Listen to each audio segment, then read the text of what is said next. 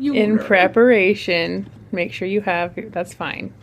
I printed off the stuff, but I also have things to send you. Why would you print? Okay, so first of all, here's what I have to tell you. So there's I told you it had nothing to do with how close I was to it and everything. It does, because I'm watching you right now, and it just drifts away. It has nothing. Like a rip current is taking it away from you. Okay, so I work with this girl. She's very pretty, very sweet. So here's what happened. At the time, I was reading Haunting Adeline, and I recommended it to several people I had no business recommending it to because I did not know them that well. I don't know why it came up, but I was like, oh yeah, I just read this book. It's, kind of dark or whatever. I don't know if I recommend it. And she was like, oh, it sounds too dark for me. And I went about my business. And then fast forwards, she is like pregnant and having a baby. She's really sweet. And she was talking about how she doesn't know what she's going to do for childcare and stuff. And it just kind of came out of my mouth like, oh, do you go to church? And what I meant to say was like, church people will take a baby so fast. Because like women in church, A cigarette hanging out. You got a church. And then I just sounded like I was like trying to invite her to a church. And I was like, fuck. And I was like, she was like, no. I was like, okay, I don't either. I was like, just church people love babies. And I don't trust them with like my mental health, but I trust them to keep a baby alive. It was a stupid idea. And then she was like, hey, aren't you the person who recommended Haunting Adeline? No. And I was like, go about your business. I was like, yeah. And she was talking about like some of the scenes in it or whatever. And then I left, and I was like, in the same exact paragraph, I was like, hey, do you go to church? Also, unrelated. Haunting Adeline. Perhaps we should go to church to repent. And she was like, oh yeah, my daddy's a preacher though. And then she went on to say that the problem that she had with Haunting Adeline was that the girl in it refers to God as a woman. That's what she didn't like? That's what she didn't like. You believe God is I was a woman. like, I just dug myself into this, and I don't know how to, like, I need her to know that I'm okay that God is a woman. Just don't let her I need catch you her, in a crosswalk. I need her to know that I don't go to church. I don't know why I asked her the same exact conversation of talking about Haunting Adeline. Hey, do you go to church? It was terrible, but I was just trying to help because, like, childcare is hard to find, and a lot of times you can, like, that's a community of people. What else is hard to find? Self-respect. I have none. Let me know if you find some. Left it on aisle 5 in Angles. Oh, it was so embarrassing. So, okay. Oh, welcome to Read It and Screech. I'm supposed to say, for the ones who find freedom in the dark. Okay, here, we're going to try this again. This is going to take me forever to edit this, you bitch. I hate it. It's going to take me forever.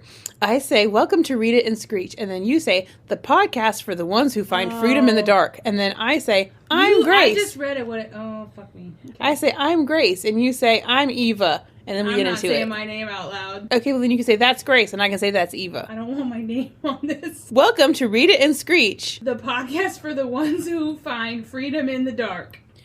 Again. Damn it! Okay, you should have... Yeah, but you were trying not to laugh the whole time. Yeah, because you didn't put the podcast for, and so now I just have Jesus! to trying to read it. Okay, just a minute remember here. It, and so... you have to add a word and read it. You can't do that? No! There you go. Welcome to Read It and Screech. The podcast for the ones who find freedom in the dark. That's Eva. Don't say my name! Fuck you! I hate you so much. Well, since you have a weird aversion to names, yours is the only one here. No. That's Eva. I'm also Eva. Let's begin. We did not agree to that. I literally said it to you. I called you and I told you. I called you and I told you. You did not say that. Can we cut that part out? Probably not. You have to say your name. Otherwise, you're just... What? Unless you want a nickname. You want a nickname? Yes. You said we were just going to call it Read It and Okay, Screech. this is Michael. I just want to be Screech. Screech is a cool nickname. Read It is lame as hell. It's funny because you read the book and I don't. That's so stupid. My idea was so good. To use our real names on the internet. We still haven't used mine. We've used yours multiple times. Fuck off. I I don't want to do that. It didn't dox you. It's so close.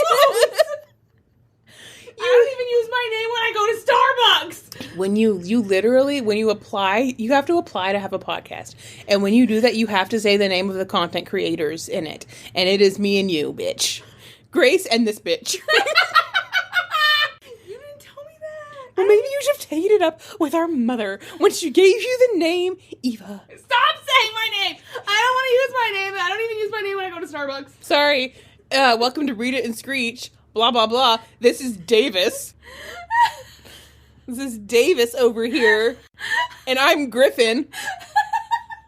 Because we're on a lacrosse team. Yelling each other's last names at each other. That's Eva. I'm not Eva. I'm the other one. Okay, welcome to... Maybe there's something in there that's usable. Do one more cut of the podcast where... You're holding me a camera. This is gonna... Every single minute you take is like... Nope. Why? I don't know. That's an excellent question if I'm being honest with you. 10 minutes in. It's gonna take me like... I hate editing. It's gonna take me 4 hours. You could pause? Well, yeah, but that's annoying because when you pause and then you come back, you don't always remember what you last said. And so it's easier to be able to listen to it as one thing and then cut it back together. Why don't we just scrap that whole thing and start over? Oh, I'm not doing that. Okay. So, statistically, this is a book by Harper L. Woods, which is the pen name of an author named Adelaide Forrest Woods. It's narrated on Audible by Ava Lucas. She does okay. Why do you... Okay. She does much better than the one from last week. She's way better. She does not. Also, I listened to her on 200 times speed. So she talks really fast like this. She's very high-pitched. It's 439 pages in print. Is this a printed book or an Amazon Kindle book? It's both. Is it? I think a lot of more people have this printed than some of the other ones. I don't know for sure. That's all speculation. I have no data to back that up. The cover to me speaks of something that has been printed that I see electronically. It's 13 hours and 1 minute long if you listen on Audible. Or if you listen to it times speed. On 200 times speed, it's a little over 6 hours. It's book 104 of the... Did you read all 4? Well, here's the thing. There was only supposed to be 3. And then she just added one. And then ended the third one on a cliffhanger.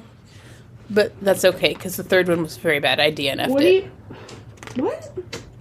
She just made the last one into 2?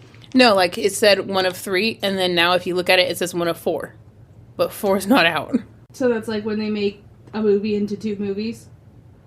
No, she just decided the plot wasn't over yet when she got to the end of book 3. Ooh. That's fine. Traitor. And it's book 104 of the Of Flesh and Bone series. We already went over who it's dedicated to. I chose this because I needed to scratch the Akatar itch, like after I read a bunch of those. This is like that double of Flesh and Fire, of Soul and Blah. Oh, that's just the formula. Yeah. That's just the formula of names. I'm embarrassed to say that it did scratch the itch at the time. Ow. This is the first series I've ever loved because I found it myself. No one recommended it to me. I hopped on there. I looked at it. I looked at a bunch of recommendations. So are we not supposed to shit on it because you liked it? Well, here's the thing. The chips will fall where they may. I do want to say nice things about it because, shitting on people before we take or below. Under the urinal in hell? Because, below. Did he make her lick his dick for soap? No, yes. Well, I wasn't the hero of the last book. Here's the thing. This was the first book that I found myself, a series I found myself that I was really into. I read the first book, the second book, I was really into it. I, stayed up all night reading it. See, that... The problem... Does that speak to the book being good or you having poor taste? Yes. Because... So, the problem... I want to say good things. I feel like the author took on a really big undertaking with her world building. She was doing, calculus in her world building. And, however, it seemed like maybe she didn't know how to do calculus in world building. But she attempted it, which is props to her. props to her. It was like reading a recipe in a different language at times. But I loved it. The first time I read it, I could not get enough of it. Magic. The second time through, it physically pained my ears. How is magic spelled? I don't know if they call Magic it. with a K. That's a really good question. I don't even know if they ever call it that. Magic. First, I've got to introduce you to the characters because, again, this is the first series I ever loved, and so I have very, very specific visions in line for who plays each character, okay? So I'm going to introduce you to them as they go, and then I'm going to send you a photo of the actor who is that person in my mind, and it is very specific people at very specific times in their Hollywood career. So ignore the age differences. So when I say it's this actor, I mean it in the context of them being the same age as like another one. When they were that age. Okay. It'll make sense in a minute. So the protagonist, her name is Estrella, which I love. That's a really sweet name. I think that is the name of a paint thinner, but okay. Estrella, it means star in Spanish, you ass. No, I'm pretty sure that there is a paint called that, but I'm sure there's a paint called Star. So I'm going to send you a picture of who plays Estrella in this book. So far, this book blows. We haven't gone into it at all. Exactly. Okay, here's Estrella, our main character. Oh. What's wrong? She's so pretty. Has she been in anything except Riverdale? I've never seen Riverdale. For those watching at home, it's Camila Mendez. Has she been in anything except Riverdale? Yes, she's in this book. Oh, and it's called, it's called What Lies Beyond the Veil. Oh, thanks for telling me. Oops. What? I thought you said it was called Bone and whatever. That's the series. Oh. This is the book. No, I don't have a problem with her. It's just like, you know when they say, like, movie actors can't be TV actors or TV actors can't be movie actors or whatever? Literally, no. Okay, whatever. Okay. So, that's who plays Estrella. Like, if this was a movie, it'd be weird. And then the first three characters in this book are Estrella, her brother Braun. Ugh. Okay. You just wait. You want to be another person from Riverdale? This is an absolute shit show. What I'm about to put you on. Okay, this is her brother Braun. Like Braun is Ricky. Who is that? This is Ricky Schroeder. Who is that white man? He's a child actor who actually played Little Lord Fauntleroy back in the day. And why is he wearing scrubs? Whose goddamn white baby is that? What is that? He's actually from... You couldn't have taken a photo of him in the Little Lord Fauntleroy outfit? What is that? No, because it has to be at this exact point in time. With this in a hospital? No, but picture him... As a doctor?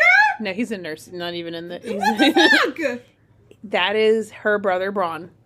Just picture him like... I can't. Neck down. I can't. Else. Oh my god.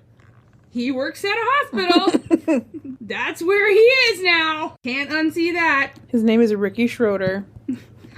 What? Never heard of him, first off. Never seen him before.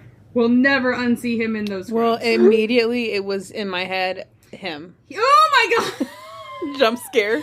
First off. He looks fine. I just sent you a really big picture of his head. That is very close zoomed in on his face. Lives in my head rent-free, as the children say. Okay, so that's her... This is, I think, what they refer to as butthole eye. Where their eyes the wrinkles? are just really... No, I think it means they sunken? just have... really pronounced zygomatic arch. The kids these days call him butthole eye. Oh my god. Okay, so that's her brother, Braun. And then I'm going to show you her mom. Why? Why do you know who this... Where did you first see this man? Because he was on Scrubs. Oh. Mm-hmm. Okay. And he was awful. I see that. Yep. And that's him. That's Braun. He's been Braun for about 6 months. He's been playing Braun in this book. Does he know that? Absolutely not. Well, and he's old now. That's why I said, like, at that point in time. Well, how old is he in the book? He's just a little bit older than her in the book. Again, why couldn't he have been the Little Lord Fauntleroy character? Okay, this is her mom. I don't want to know. Is it the woman from Schitt's Creek? It's no. Oh my god! This is Tess Harper. Oh, and actually her mom is in a wheelchair, and that's important in a minute. These look like the same person that you just let me. They do. That's why she's his mom. They look so alike. Oh my god. So Tess Harper is mom. Okay. Ricky Schroeder is Braun. How is she the product of either of these people? Literally, that's not explained in the book. Oh, what the fuck? I gave you actors that were exactly as described. So we all look like the Appalachian Woods characters, and then we have this lady over here. I think that her dad had like much darker. I think she takes after the dad and the brother takes after the mom. Where's the dad? Well, I will tell you. Okay. This book starts with an info dump, just the way I like it. To the races, Estrella, Braun, and their mom live in a village called Mistfell. And it's... Mistfell? Oh my god, can I do what I need to do? You missed a hell by one turn. This is why I have to repeat myself so much so I can cut out the one where you interrupt me and then I can say the real one. Excuse me, ma'am. You missed hell. That's not funny. I don't know why you think it's funny. I think it's very funny. Not at all. It's the village of Mistfell, which is a village in the Northrek Kingdom, and she lives with her mom and her brother Braun. Her mom is disabled, and her daddy was sacrificed to the Vale. Mistfell is this place that's right on the edge of like the world as they know it, and there's this misty type thick veil. Oh, no shit. You just said veil like 4 times. It goes all the way up to the sky and all the way down to the ground. And it's like a barrier between the Fey region. The exact same thing as Shadow, what's it called? Shadow and Bone. I cannot even tell you enough how much I don't give a fuck what this is like. I don't care. Everything is a ripoff of something else. Oh, I have another disclaimer for you. There's going to come a time in this book when you're going to know exactly what's going to happen. No! And I need you to pretend like you don't. I need you to keep it inside. I can't. It's going to be alarmingly obvious. No! And I need you to keep it inside so that we can get through the plot. Really? Because if it's the same as ACOTAR, then... No, it's not. Okay. No, ACOTAR's good. Okay, Is it Shadow and Bone? Are we going to tear down the veil with the light unicorn? I don't know. I don't think so. I don't know. I've never read or seen that. I tried to watch it. It was bad. Okay? They're both bad. I tried to read that book. You should do that book. That was hell. I will not be doing that. I let your son color in it. Okay, so they're in Mistfell. There's a veil. It's a barrier that goes stem to stern. They can't touch it, but they do know that it's protecting. Why can't they touch it? Is it acid? It will, like, if you stick your hand in it, Do you not have a hand when you're done? It will age you till it turns to So dust. the mom's already been in there.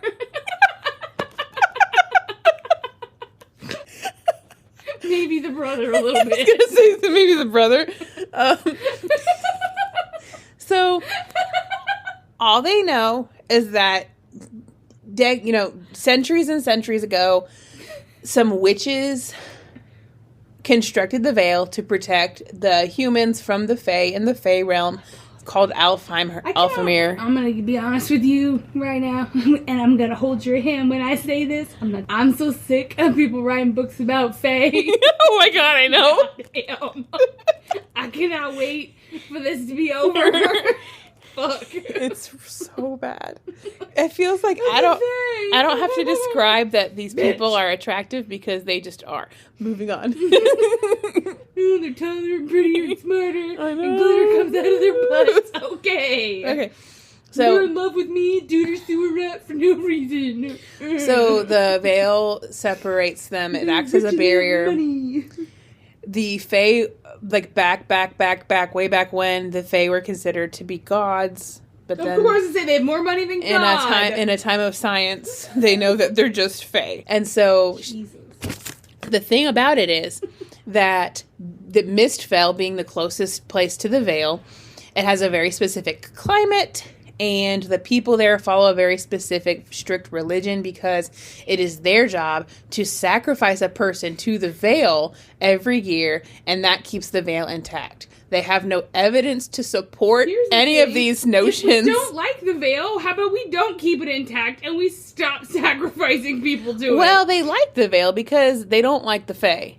Oh. Right, and it's protecting them from the Fae. Everywhere else on the planet, people are trying to fuck the Fae, but here, we don't like them. What are you, a Fae fucker? I knew it. They're afraid of the Fae, whatever. They think the Fae are big, bad, evil monsters. The Fae are always trying to get people and kidnap them back over the veil, if they can. There is no continuity in this plot or in the rules of the magic whatsoever. When I say that this person... Wings Tuesday, they're hungry. When I say that this person was doing calculus, but they probably needed to stay in algebra, I mean it. Because, like, the veil is separating them, but there's multiple instances of Fae hopping back and forth. So which is it? Which is it? Which is happening? It's infuriating. Sometimes she'll say something, and then, like, way down the road, she'll fix it. And I'm like, why did you just not initially do it right? She'll try to, like, explain it later. Like, actually, I didn't like that. So the village, they maintain the veil by sacrificing a person to the veil. Again, they have no evidence to prove that this needs to happen. They just do it every year. Estrella's dad and Braun's dad died because he was sacrificed to the veil. When they were kids. One year. And his throat was slit in front of them. Because instead of just tossing them in the veil, because the veil's going to gobble them up anyway, they slit their throat and bleed them out first. And then they talk. They want to make sure they're dead before they go in. Whatever. Okay. So whoever's going to be sacrificed this year is just the talk of the town, right? Because it's coming upon the day that the sacrifice is supposed to be made. Now, she and her brother are harvesters. And they have... Of the bodies? No. So because their town is so close to the veil and the magic of Alzheimer, they have extra fertile soil. That being said, for 6 months out of the year, it's like freezing cold nighttime. And for 6 months of the year, it's like, it's okay to, like, harvest. It's like good weather. They get the 6 months, even though it's cold for longer than it would typically be other places. They do have extra harvesting time because the magic of the Alzheimer seeps through. So they're coming towards the end of harvest season. She's picking these berries in a garden with her brother. That's when we come upon her and we meet her. There's a lord of the village. His name is Lord Byron. He is played by Robert De Niro. Okay. From Stardust, the movie. Okay. Except for he's a perv. And the guy in Stardust, he wasn't a perv. But this guy's a perv. And in my brain, that's who he is. It's Robert De Niro. I'm sorry, Robert. So sorry to you. Didn't he just have a kid at like 80? I don't think that was him. That was somebody else. No, I'm pretty sure he's That was Jack Nicholson, wasn't it? No, I'm pretty sure he's having a kid. Oh, was it the other old white guy from Hollywood? Mistfell has this strict religious culture. The lord of the region, Lord Byron, kind of acts as this, like, religious and public figure to the people there. He's a pervert. Turns out, in secret, he's been grooming... I wanted to call her Lore. He's been grooming Estrella since she was little to be his child bride, even though he was already married. And the reason that her mom has a wheelchair is because she's been, like, letting him perv on her. He doesn't all the way molest her because... How do you keep finding the most disgusting book? He doesn't all the way do it. He really just... In a world where you can write whatever the fuck you want, why would you write this? The book would be the same. No, it wouldn't. If not better without. So he doesn't molest her or anything. Oh, thank God. But he, For like... small graces. Right? But he's been grooming her since she was little. And, again, he gave her... What does this add? Well, to the mom, a wheelchair. Quality of life. For her mother. And what I hate... I would know, and yet... What is so disgusting is that her brother acts like he's super protective of her, but he low-key knows this has been happening. And he just turns an eye to it because mom's got a wheelchair. I'm gonna throw up. Yeah, it's awful. Can we just build a wheelchair out of moss and rocks and not do this? There's a bunch of purity culture bullshit like surrounding them, and that's one of the reasons he doesn't fully molest her, because she needs to remain pure. God! Right. Good for that. So she ends up sneaking out of the house. Like, she sneaks out of the house a lot of the times to go and meet with Zara, and hopefully it'll not happen. Right. She goes to meet with the Lord oftentimes in his house, but this time she sneaks out, and she ends up just kind of wandering around the woods because she hates her house because it's really gross in there. And she notices like a group of people meandering throughout the woods, and they look really witchy. And they're wearing really nice clothes, which she notices because apparently everyone in Mistvale dresses like a grimy piece of shit. She's really intrigued because they're performing these kind of rituals that aren't typical or in alignment with their weird, strict culture they have in their weird culty village. And they do this ritual, and the ritual... is it a midsummer cult? It's giving a little bit. Oh. And they do this little... They're really nice to her, and they do this ritual, and they eat a cake. It's a very intricate ritual that has absolutely nothing else to do with the plot. But that she eats a cake, and this candle goes out, which indicates she's going to die. Because only her candle blows out. And so, the talk of the town has been who's going to be sacrificed to the veil. And then it's like, well, her candle was blown out. That's it, probably her. Probably me, So they got a twofer. Or can you not... Is it not like Hunger Games-esque, where it's like, well, you already got someone from your family? Usually, see, that's the thing, is usually only they don't make two people come out of one family, but there's some stuff that's going to happen. Yeah, but if it's every year, eventually you're going to get that family member again. There's not that many families. Not that family member, because that family member's dead. I mean, hit that family again. Like, there's only so many people. There's dozens of them. Right, it's not like our There's town. There's got to be like at least 10 people in there. 14 kids and shit. How many people could be in a village? 10? 20? Right, that's what I'm saying. There could be hundreds. It could be a long time. Some of these towns were little as fuck. Come on. Are you cranking out them? I didn't realize you'd visited. Are you... Didn't realize you'd been to Mistvale. Turns out she's been doing the do with this guard/soldier whose friend's dad is the virginity checker. They have one of those. Oh my god, no! He covered for her. Ew. Right, so she goes to church afterwards. Oh my god, what? And all of the youth... Who is the church? Who is the deity? What is the church situation like? It's really weird because it's like a super, super strict conservative cult religion type thing. But also... Because, like, Game of Thrones emulated, like, they had, like, a Catholic similar religion, and then they had, like, another religion came in and was like, oh, look, it's Lutheranism or whatever. Similar. I'm just gonna tell you what happens. If I had to pick one, Southern Baptist. Okay. Ew. Okay, we'll get there. Okay. Oh, thank goodness. If I had to guess. She goes to church, and afterwards all of the youth of the community have to stay and get assessed by Lord Byron. Youth group. Duh. I literally wrote on here youth group. So she goes to church afterwards.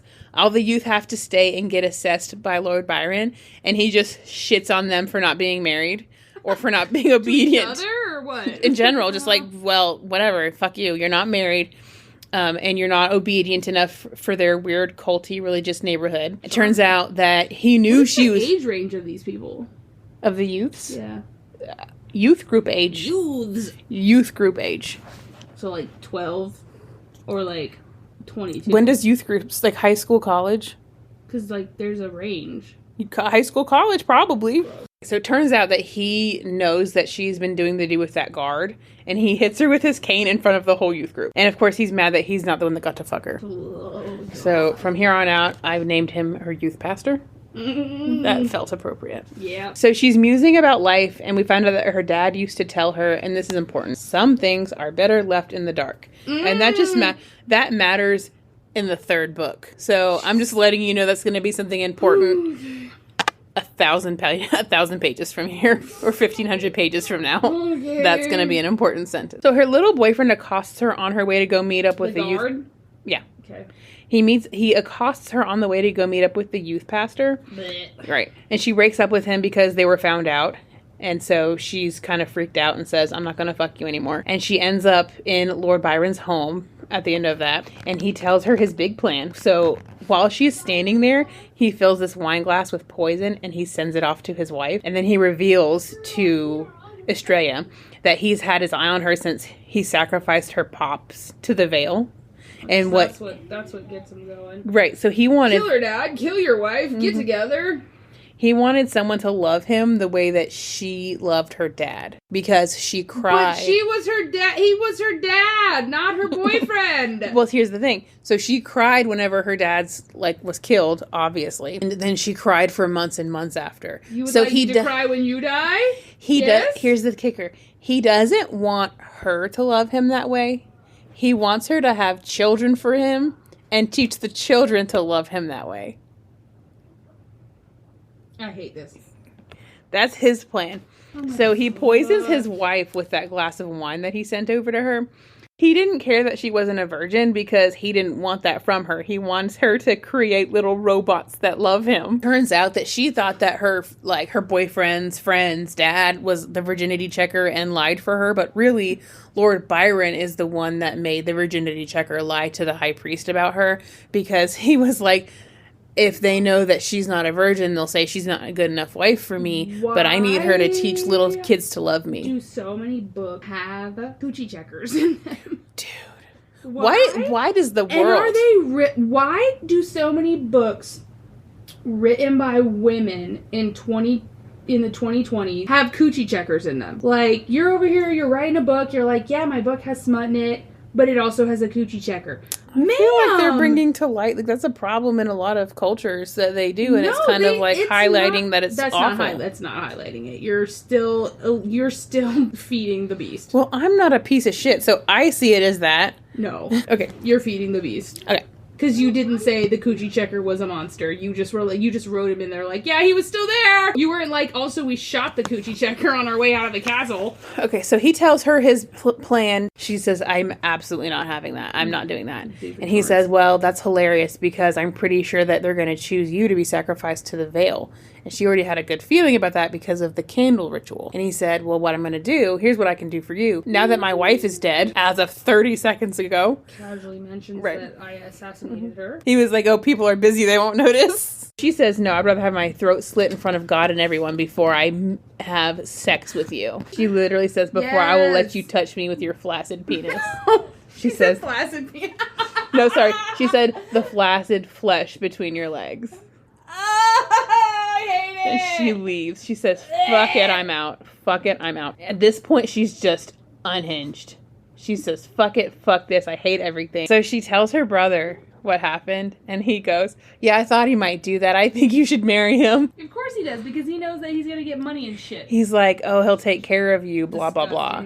It's so nasty. Okay, no, hear me out. Hear me out. When we were in the other book, you were like, just take the food and money and stuff. Why didn't you want to be here?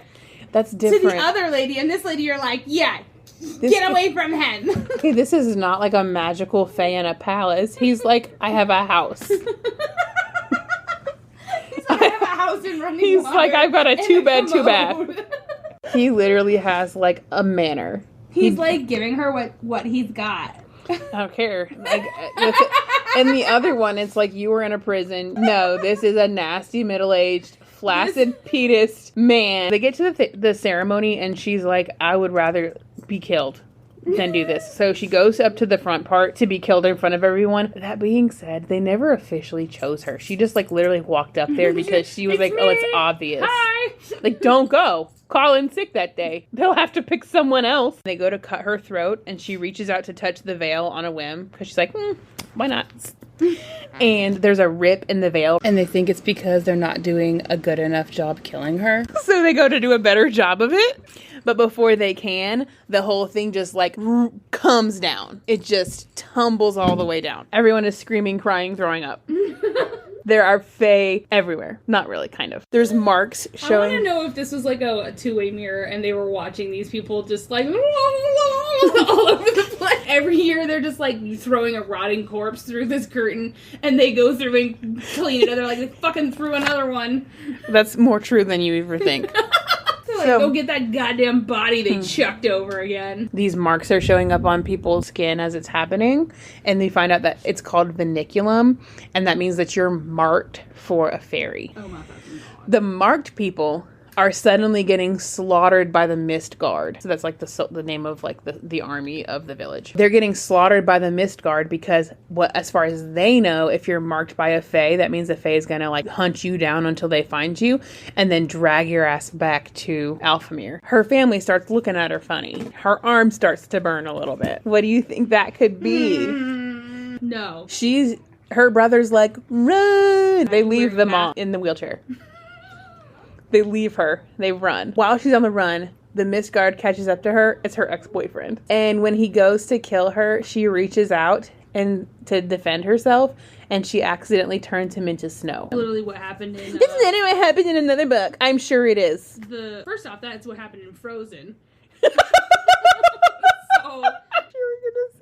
You don't watch enough film. I don't, apparently. She literally was angry. She put her hand out, and this man turned to snow. No, I remember. No, I've seen Frozen.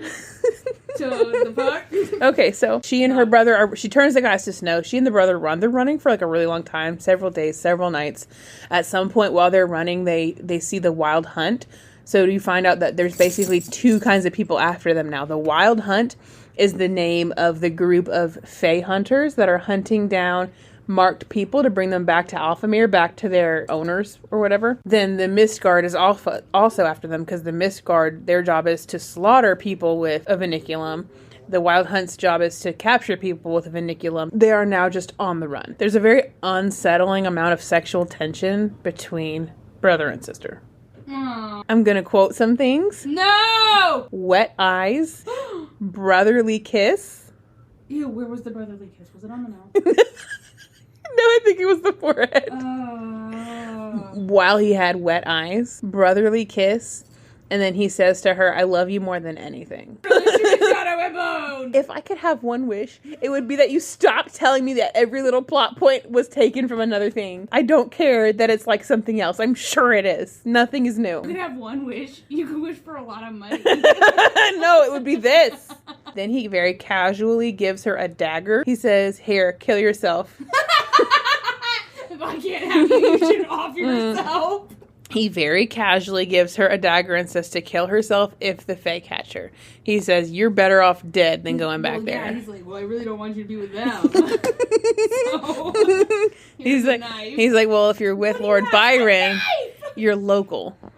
And if you go to the Fae, you're long distance. So much like Mary and Joseph, they find shelter in a barn. Mary and Joseph weren't related that we know of. No, but they found shelter in a barn. This is where we meet the next character in the film. This is Alexander Skarsgård. Every single tall man is not Alexander Skarsgård. But this is. So the brother runs off to go find sustenance, and he makes her stay in the barn. And while she's trying to take a little nap, Kylam enters the chat. So Kylam finds her sleeping in the barn. He's wildly attractive. He also has a mark. So she finds him to be a trustworthy person because he's also going to be running from the same people that she's running from. They kind of chat a little bit. Her brother comes back and is immediately jealous. Well, of course. He finds her talking to Kylam. All of a sudden, Kylam is like a little bit too protective over somebody he just met. And Braun is a little bit too intimate with his own damn sister. They end up leaving Kylam in the barn because she wants to bring him with them. Braun says, no, fuck that. I'm the only man for you. So they leave without Kylam, and they just try to make their way on their own. Even though he was a strapping young fellow, he probably would be useful to them. Almost immediately, the hunt gains on them. And Braun tries to make her jump off a cliff with him in a double suicide pact. He tries to make her jump off the cliff, and they kind of go, 1, 2, and then she goes, wait a minute, and he jumps. Oh my God. But she does catch him. Whenever they get back up, they kind of topple on top of each other. He immediately pulls her dagger out and tries to stab her with it. She saves his ass from over the cliff. He immediately tries to stab her with a dagger. While he's doing that, one of the guys from the hunt runs him through with a sword and tosses him over the original cliff. Good on him, brother. Brother dead yet? I hope. I hate him. Kylam intervenes on her getting taken. She's waving a tree branch around, trying to fight everyone off. She ends up climbing down the cliff after Bronn while Kylam distracts the hunt people. She's sloshing around in the water trying to find him, and Kylam hauls her back out. He's like, what the fuck are you doing? She feels guilty for being the cause of the death of the man who literally tried to kill her 5 minutes before. She's sloshing around in the water trying to find him. Kylam hauls her back out. They make a plan together because at this point he's her only like person left that she knows, even though she just met him. And they make a plan to travel to the furthest mountains in the kingdom. There's no context for why they're going there. He just says, hey, we should go to these mountains. And she says, okay. They make a weird oath. They've literally known each other for maybe 2 hours. And he makes her promise that they're going to stick together through their ensuing journey. And she does. This is horrible. And he says to her, I'm going to enjoy unraveling every part of you slowly. Ew. It's a flirtation, I think. They're flirting. What made him think it was acceptable to say that? They're flirting. They're making their way towards these mountains. She makes a joke about cutting his penis off. That will come back later. How will that come back later? It'll come back later. Does he not have a penis? And she tells him about her little ex-boyfriend. And they're like showing... Her brother. He is filled with fun facts about the Fae and their history, and he says that his papa told him about it. He kind of tells her a little bit more about like the lore between Fae and their mates. He shows her his giant dong. Of course he does. It's huge. She literally says that it will give her internal organ damage. So he shows her his monster cock while they're bathing. He does the whole, who did this to you? Because he sees like scars on her from where the youth pastor used to abuse her. Youth pastor. Mm-hmm. He says, who did this to you? And she says, my old youth pastor. And he says, I'll kill him. So Kylam also has scars on his back. She says, who did this to you? Oh my God. Right back at him. And he tells her equal rights, equal fights. But here's the thing, because whenever she says, oh, it was this person, and he goes, I'll kill that person. I'm here for it. And then she says to him, who did this to you? And he says, my stepmom. And she goes, okay. Bitch. And that's it. I was ready for this equal moment of, well, I'll kill her. She doesn't. She does not return the favor. I'm disgusted. Finally, during this weird bath that they take together, he tells her... What? Why couldn't they bathe apart? They find a spring in the mountains, and they're like, we should bathe. And she's like, I don't want to get naked around you, and it's a whole thing. And he's like, don't be a puss. You're gross. Get in the water and wash your ass. And so she does. She's like, fair. And she gets in the water and she washes her fucking ass. He finally tells her, oh yeah, by the way, the reason we're going to the specific mountain range that I suggested that you agreed to with no additional questions is because there is a band of rebels up there. And they are the resistance. So they're going to go find these people. They continue on their journey. He steals her some leggings off of a clothesline. And he kind of shares with her a little bit more history about the Fae. And basically they were like these primordial gods who inbred themselves into several generations. And then like the further down they got, those ones were the Fae. Okay. Weird. Weird flex. They kiss open mouth. They do a lot of dirty talk to each other, which is pointless because they're marked for their like respective fairies. So it's stupid. And she now has a renewed focus of trying to stay free so they can stay together. So she's like getting more to live for because 48 hours ago she wanted to slit her own throat. Well, yeah, 48 hours ago she'd go live in that house with that nasty flaccid penis man. He reveals to her more about the Fae stuff. So basically, Fae were cursed a long time ago. Their soul was cut in half. Half of it was put into a human body. So humans, conversely, have 13 life cycles, while Fae are immortal. So whenever your soulmate comes to be adulthood, it like sends off a little alarm buzzer in your chest that your mate is awake and of age. If you don't get to them in that life cycle, you have to wait until they get reincarnated and turn 18 again before you get like the restaurant buzzer goes off again in your chest. The more and more life cycles that go by and the longer and longer the Fae goes without their mate, they slowly go insane. So that's why they're so desperate to get their human mate. Do they only live the lifetime of one human person once they are found? What happens is if they bring the human to Alzheimer and they fuck that person under the right circumstances, that person becomes bonded to the life force of the Fae. And then if one dies, the other dies. Finally, they find the resistance. It's a hive of it's like a cave system that's been there for centuries. It's really humid and hot, and they're all polyamorous, and they're all fucking each other. He gets really possessive of her again, and he doesn't want her to go do anything without him. There's lots of mutual jealousy, and they're super horny for each other. He insists upon them getting special treatment, and so they try to make her go stay in the lady dorms and him go stay in the male dorms, which doesn't make sense because it sounds like there is a perpetual orgy in this place. Right, why does it matter who sleeps where if you're all sleeping together? Exactly my point. He's like, no, give us our own room. We're more important than the rest of you. Obviously, this book is about us. And they're like, but he does justify it because he does say earlier he had kind of beat the shit out of a few of their fighters, and he was like, clearly I can benefit you, so you're going to give me the nice room. You're going to give me the king suite, okay? They try to make her a sex worker because all she has to offer is her gardening skills. And they're like, well, that means several months out of the year, you're not useful for anything. Do you want to fuck some of our men? And she says she would rather not. Some of the people kind of try to push her into it because they're like, we really need holes to fuck. How do you want to be one? I'm sorry, how do they need a sex worker if everyone is so willingly having sex with everyone? Right. I guess the sex work reminds me of an MLM. Where they're like, hey, girly, do you want to make your own hours and work from home?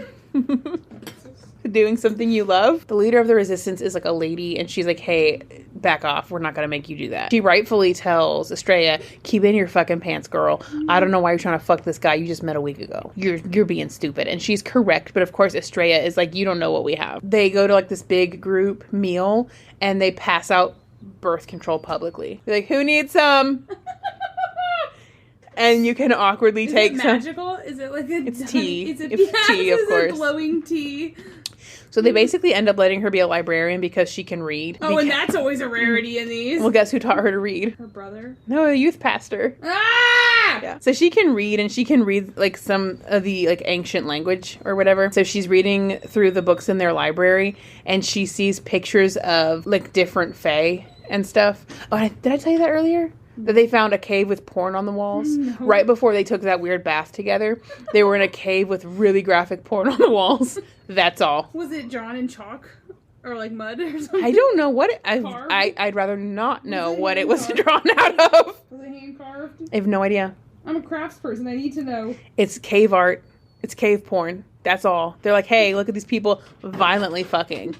Let's go bathe. That was earlier though. That's not now. So she sees like pictures that match the ones on the cave in the books that she's reading. She's like, oh, I saw that fae on the cave wall in that porno. They're also in this book. So she can kind of like identify who's who. She notices. Who's who in your cave pornos. Right. She notices that the god of the dead has markings on him that match the marking on her arm. There's a huge communal bath for the whole resistance, and she's feeling shy. He finds them a secret bath, and they're feeling each other up. And he says, if we fuck, you have to be my girlfriend. And she says, I thought I was your girlfriend. How embarrassing for her. He makes comments about the soap. Why was it so good? And he washes her slowly and explicitly. I don't like those. He washes her all but her butthole. Why? He like runs a finger over it. And he's like, hey, I'm going to fuck you here one day. And then he goes, but I'll let you wash it. Oh and my God. She washes her own ass. And he washes her pussy. Whenever he's washing her pussy, this is how you know that like a skinny person wrote this, because there's no lifting of a fupa or nothing. Or nothing. It's just a puss is facing the front. Other books? More like when you very specifically write it so that the person has to be only this shape would work for that. So after he finally prepares her pussy with the soap, oh my God, they finally fuck. Why do people act like people want soap in their cooch? No. He doesn't like dildo her with the soap. Oh. No, he just washes her pussy really good, and they finally fuck, and she comes, quote, violently, end quote. The guy who initially was pushing her to be a sex worker, he was like, hey, you're pretty cute, you should work for this MLM. He's played by Jensen Ackles. Dean from Supernatural. That's him. That's who plays him. She says he's very attractive, and he tries so hard to fuck her. Oh. She's like, no, I literally just fucked this other guy with a massive monster cock, and I came violently. The character's name is Jensen, so in my mind, obviously, yeah. His real name is Jensen? Yeah, and then in the book, his name is Jensen. No, it isn't. It is. No. Yeah. What? Since when did we switch to real people names? So they go for some alone time. While they're out, huge cave beast comes after them, but Kylam kills it with his bare hands. At this point in the story, I think it's important to notate that not everything that you read is a work of art. Some of it's just fun. This is not fun, nor is it a work of art. Oh my god. This is neither of those things, but I think it's important that you notate that. So he kills the cave beast, but he's injured in the process. So they go back to the bath, and she washes him off, and it arouses him so bad that he has to fuck her in front of the whole communal bath. And she doesn't care? No, she doesn't. Because I guess this is the first time she wanted to make sure it fit before she was embarrassed. And now that she knows it does, she's like, it's fine. Okay, I'm gonna let you know right now, I'm embarrassed. So she washes him off again. Their lovemaking makes a frenzy in the public bath, and it turns into a frenzied orgy. So they hear about a group of people nearby in a nearby city who is stuck, and they need a quote-unquote extraction. So I guess it's people who have marks who are having trouble finding their way safely from... Getting extracted from reading this? It is not. I am assuming those people are running from both the Fae Wild Hunt and from the Mist Guard as well, and so this resistance group is going to go try to find them and bring them back to their weird cave city. Yeah, because they need more people to fuck. They're wearing out the pussy. They need some fresh meat. All these cooters are worn out. What are we gonna do? Let's basically, new ones. So the lady who is the leader, she says, "Hey, Estrella, come on, you can come get ready with me. Have you ever heard of pants?" But Estrella was introduced to pants by Kylam. Right. Vis-a-vis the stolen leggings, right? That seemed like an unnecessary conversation, but it did happen. They leave for the extraction. They go and find this nearby city. Not the one they're looking for, a different one. And this city is overrun by Fae, and it's overrun by the Mist Guard, but they're not interested in Kylam. They're only interested in Estrella, which is kind of weird. Some guards accost them, and Kylam kills them with his bare hands again. He also accidentally kills Dean from Supernatural. Accidentally. They do it doggy style in the woods after having fled to safety as a group.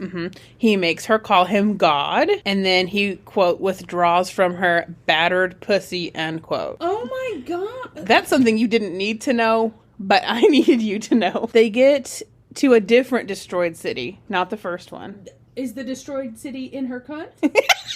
So they get to this second place. This place is destroyed like a bomb went off. Like her vagina! It is destroyed. Estrella is like, what's wrong with this place? It looks like it's been nuked. And they, like your cooter. Right. And they say, no, Caldris, the god of the dead, destroyed this city. And she says, why did Caldris destroy this city? And they say, well, whenever the veil went up, Caldris stayed behind. He stayed on this side of it because he had this little city, and everybody in the city worshipped him like a god, and he enjoyed that of them. And then the king of a nearby place tattled on him and said, that's not a god, that's a fairy. The people got angry and they attacked him and they cut off his wiener. So do you remember the beginning where she made a joke about cutting off his wiener? They cut it off and they fed it to some pigs and they left him for dead. But because he is a fae, and he's not just a fae, he's one of the top. He was like right after the inbreeding. He just grew it back. He grew it back. Back and better than ever. He was like, fresh wiener. Back and better than ever, baby. Because again, he was like the freshest after the inbreeding. So he destroyed the city. He made all of the people, like every time someone died, because he's the god of the dead, he can animate dead people. So every time somebody died, he would reanimate them and then make them kill the next person. So he has the ability... Double it and give it to the next guy. Literally. He has the ability to make people like slaughter each other. So they learn that happened, and then Kylam is just awkwardly sitting there, and he can't give himself away, but he's like, that's not how it happened. He's like, you weren't there, you would have done it too. She sympathizes with Caldris, because she's like, yeah, that was foul, you shouldn't have cut his wiener off and fed it to pigs. And then the people who are in their group are like, why not? He lied, he wasn't even a god. And she's like, well, he kind of was, to be fair. And so that's just sad for him. He just kind of looks weird because he's like, wow, I haven't been here since they cut my dick off. But that is also why I said they say the Fae can't cross the veil. Like, it's a barrier between the Fae and the people. But how has he been playing jump rope with it the whole time? Because he was on this side to get his dick chopped off. Then he went back to the other side, had to wait till it came down to come back over here to get his mate. Which, surprise, Kylam is Cauldress. The Mistguard pop up out of nowhere, and they get Estrella in an iron collar. Some fuckboy is about to kill her when there's this weird burst of power, and Kylam snaps and transformed into a very irritated Cauldress. Because he's like, you know what?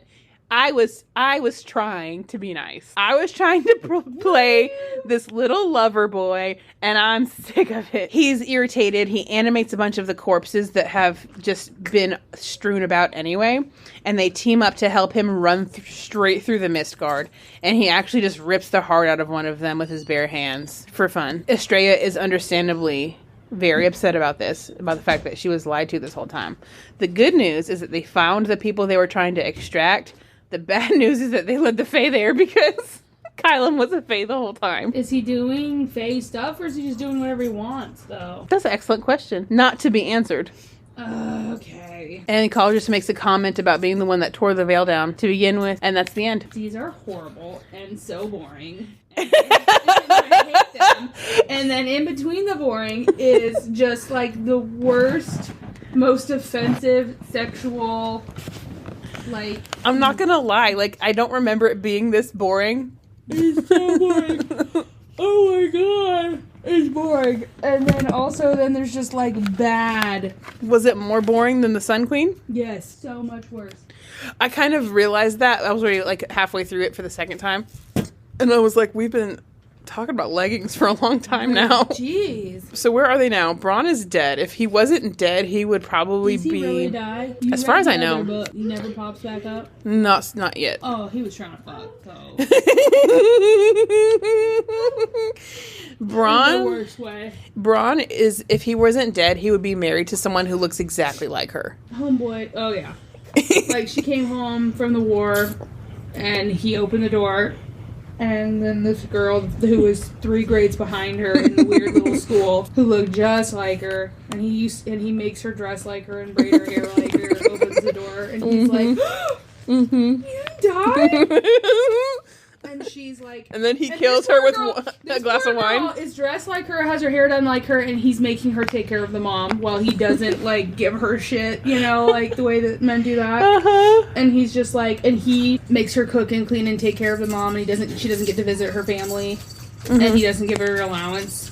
And she does that whole like, I don't know, I just wanted to like have a husband. Yeah, that's where her brother is. And then like the weird creepy king man, Lord Byron. Yeah, is legitimately still coming by every week, like every couple of weeks, to that estate to see if she came home, because he doesn't believe them, and low-key hitting on that girl because she does look like her. Oh, being like, oh, what's her name?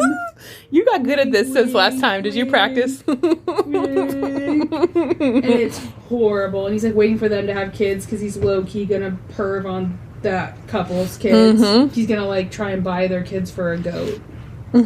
And it's so terrible. But he low-key considered getting with a disabled mom.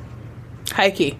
When, like, it all went down and he didn't have any other option. Yeah, because he killed his wife. He killed everything else. He killed his wife and he was just left. Right, and the school burned down. So where is Kylam? He's with the girl. Oh, you think they last? I mean, what are her options at this point? I thought you said he was the death god. So yeah, he is, but I thought that she was gonna just kind of leave him for, like, one of the girls. No, I think they're supposed to end up together. That's like I don't know. I didn't read it, so I don't know what their, like, chemistry is, so I couldn't tell you. It's not. It's negative. It's horrible. Oh, well, there was this one little witch in the cave that she wasn't really integral to the plot in this book at all, but she's, like, really pretty. She actually looks a lot like Estrella.